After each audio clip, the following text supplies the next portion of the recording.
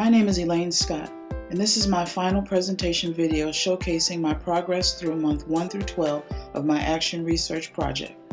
My journey through Full Sail University, choosing this action research topic up until this very moment was not by chance.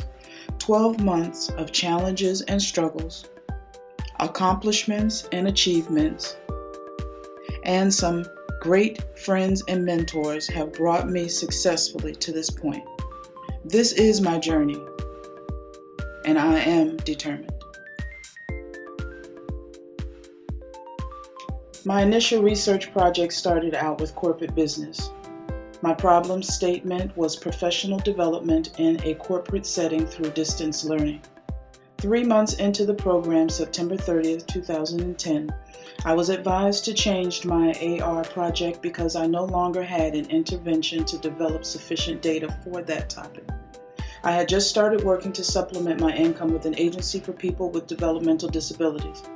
My job was to mentor and provide support with IEP goals, social and behavioral skills, and curriculum. While looking online for activities for at-risk youth, I found outdated information. So I thought, what are the other providers going through? What obstacles or successes have they met with? So it was advised to use that as my AR.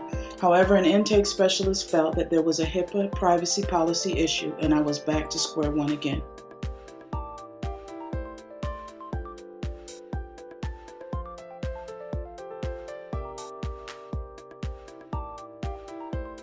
So now I began researching online for activities that could increase learning, social and behavioral skills, and ways to enhance their self-esteem.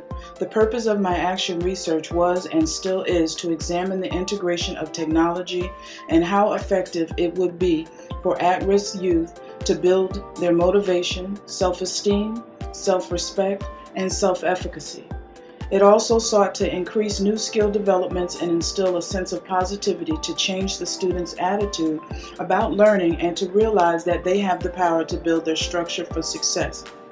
I began by asking what would happen if I introduced several young at-risk youth to various different technology programs.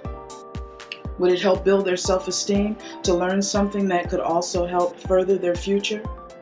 What could be done to help not just traditional students, but the forgotten students who are labeled at risk or developmentally challenged?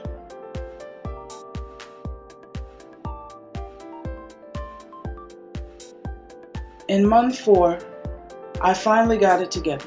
I decided to do my AR on 4 African American male brothers, students number 1 through number 4, between the ages of 15 and 18. They lived with their adoptive mother, who is a single parent.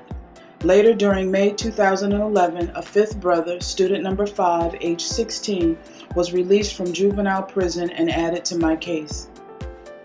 The students in this study have creative talents that ranged from drawing, musical interests, sports, and dance. I was hopeful that I would be able to help the students harness these talents more productively.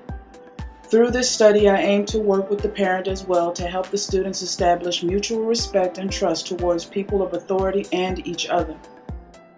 The main issue that they each had in common was a lack of motivation and self-esteem.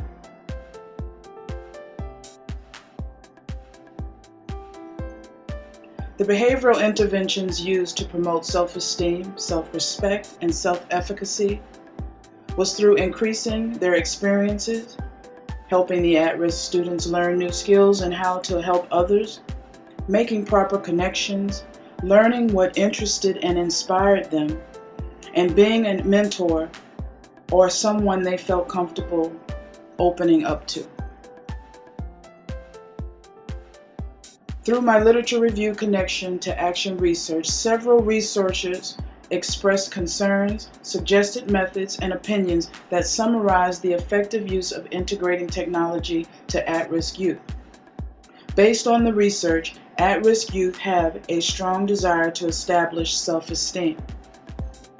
The findings further suggested the importance of integrating higher-order thinking, the need to focus on student and educators' knowledge base, as well as the best approach to aid in the at-risk youth's productive development.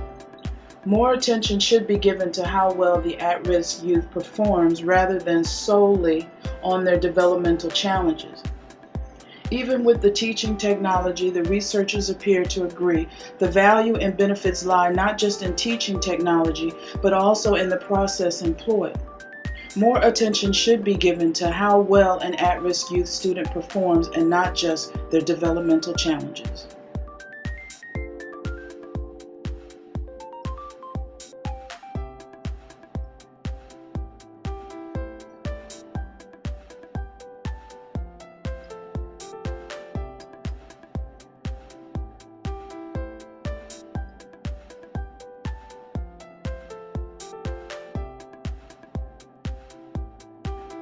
Technology today is a valuable tool.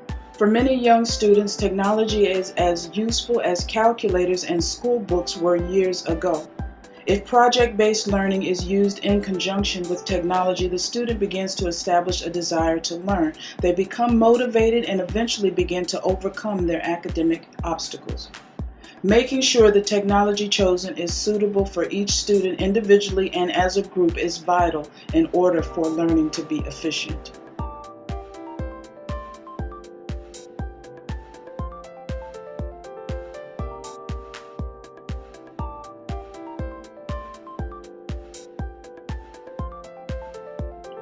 The goal is to utilize technology integration as a way to help at-risk students focus more on positive communication and ways of expression, to ultimately instill a ray of hope that the student can find and develop their self-worth, that in turn can create and enhance their self-esteem.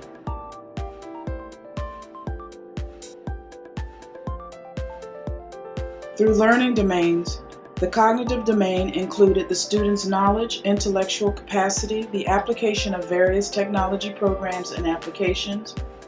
The affective domain involved the increase in how aware the students became to the technologies, their willingness to participate, and the sense of value that they had gained from seeing the results of what they learned. The psychomotor domain involved the actual hands-on use of equipment, applications, and how well their skills of use developed. For Cycle 1 of the AR project, a mixed approach of measurement tools were used. Data was generated in Cycle 1 by comparing each student's attitude about learning new technology, how they viewed themselves with where they wanted to be in the future. Cycle 2 discussed more effective alternatives, utilizing different interventions to help the students become self-motivated, to believe in themselves and what they were capable of achieving. The use of interactive music technology appeared to motivate the students to do better. In conclusion, I feel my AR can be improved upon. I will say, on the other hand, great progress was created with the students. The learning process was met not only for the students, but myself as well. My AR data supports the literature in that appropriate technology integration can improve the self-esteem among at-risk students.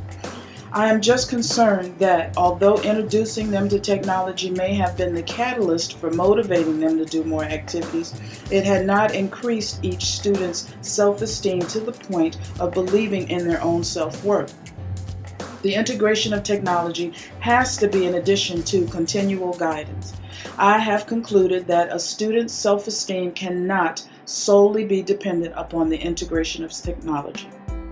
Working on this project has given me a desire to continue working with at-risk youth, possibly in a volunteer capacity, and developing a Cycle 3. I feel confident that this is the combination of love, care, concern, lots of patience, and how well they are taught to use the technology that helps them believe in themselves.